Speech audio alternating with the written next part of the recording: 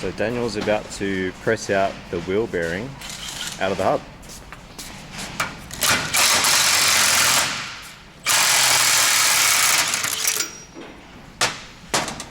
Yep. Go to the press. Wait, I think the people want to hear how bad it was. Can we spin it again? Jag. It's what it is. So the bearing's been pressed out. Rusty balls. And the new one to go in. Mm-hmm. Simple.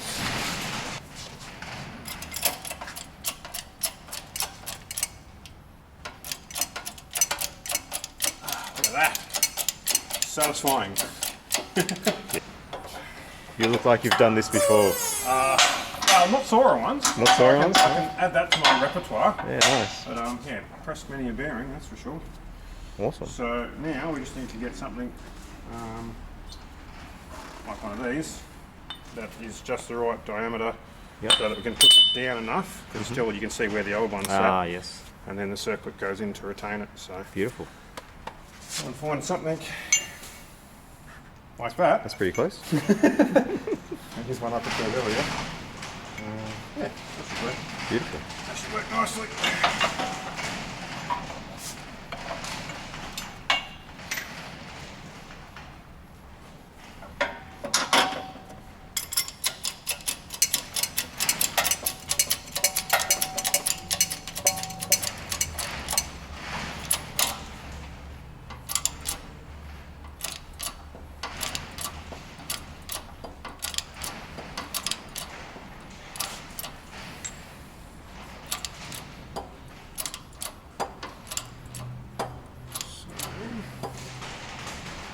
Just need to get it low enough so that the circlip will fit. Just going. A little bit more.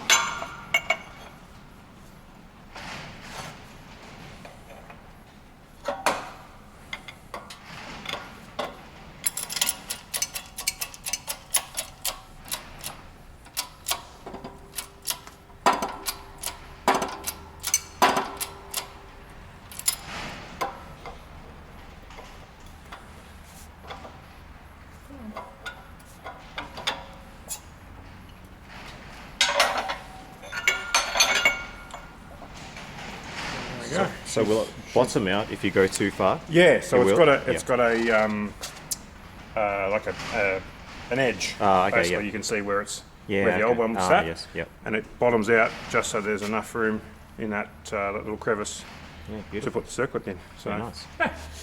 Job done. now we don't forget to put the seal on the spindle, because that yeah. would be annoying. All right, let's have a look at this seal. Yeah.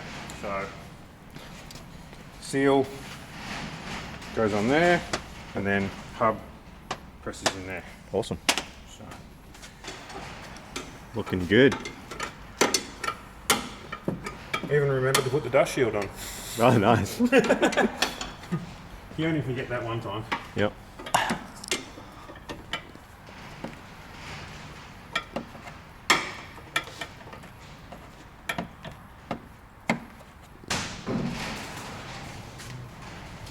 That's one leaky strut.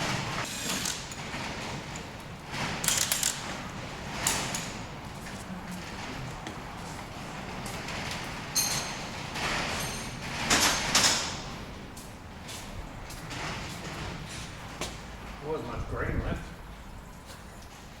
Not much green left. No, it's Or water. more opaque.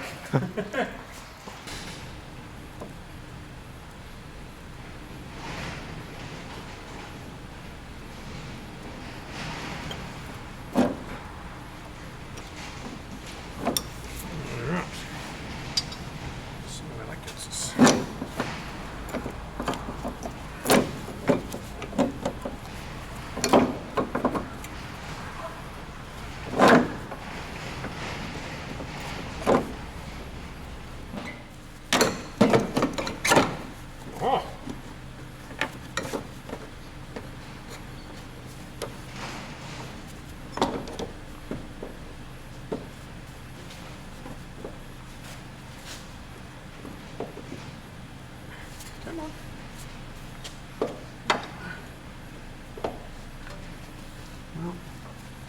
Close. Oh, here we go. Look at that. Awesome. I think we can both agree that that's a lot easier. A lot easier than undoing taking that bolt there. that one there. Yeah. Yeah. So I think for the other side, I'll take this sway bar link off, so that I'm not trying to deal with this saddle. Ah, yep. And yeah, basically just wiggle it around Beautiful. until it comes out. There we go. Cool. All right, that was much easier to install than it was to remove. Easy. All right, and I'll get mixed up here. So that's the one that came out. And that's the one that's going in.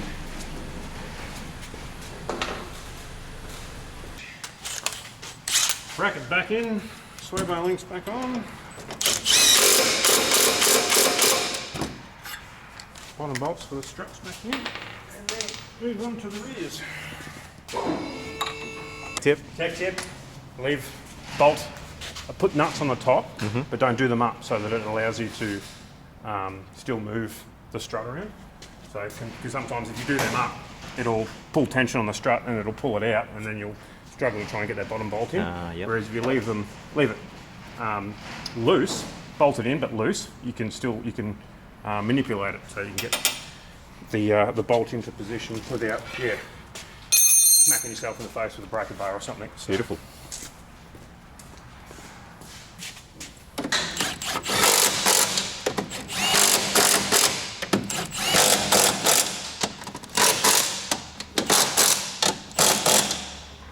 Lovely. How many Ugga Duggers? All of them. Talk to spec.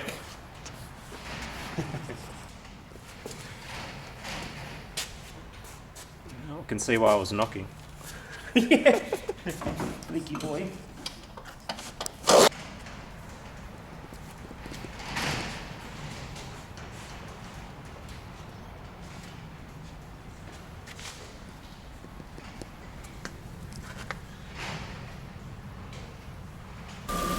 I'll bleed some of the green out.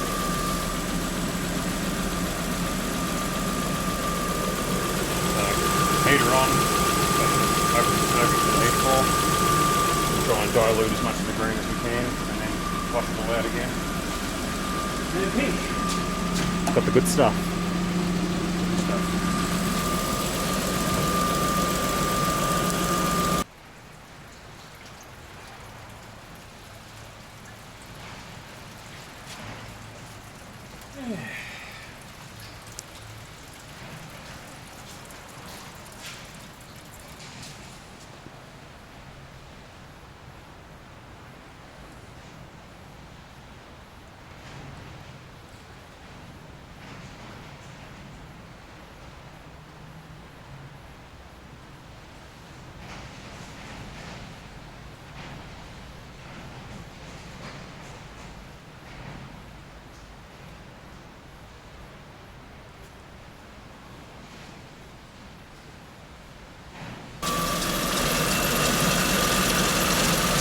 Have you got any tips for bleeding coolant?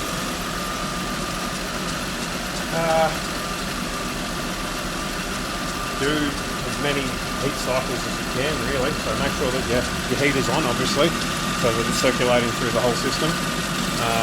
This has a bleeder, so I filled it through the bleeder so that I could get the engine full of coolant, and then basically wait for it to get up to temp. Make sure this has coolant in it, and then basically wait for it to cool down. Crack your bleeder, make sure that all your levels are correct, and not overly complicated. Just don't let it run dry and make sure it hasn't got bubbles in it, basically. So this is a bit of a weird one, being that it doesn't have a radiator cap for the radiator, so it's only got the recovery tank and the bleeder. So a little bit different to a normal car. So it's a matter of making sure that it bleeds properly. So make sure your heater goes hot. Make sure that it's sitting where it's meant to on the temperature gauge. That's about it. My biggest fear is air in the system. Yeah. Well, as with the MR2 that's a very long process, just making sure that, yeah, you get all the air out of the system, and it takes a couple of times. Like, you have to drive it, let it sit, wait for it to cool down, have everything open so that it all the coolant, you know, works its way through, and then top it up again and then drive it again. So yeah, of all the cars I've done, MR2s are definitely the worst. Yeah. So yeah, it's not a top it up, you know, put all your caps on and drive it. You've got to, you know, keep an eye on it and make sure that, yeah, especially with something like this where it's got a lot of circuits, all the little cooler passages and all the bits and pieces. Yeah, you've really got to make sure that it gets all the air out of the system. So, Cool.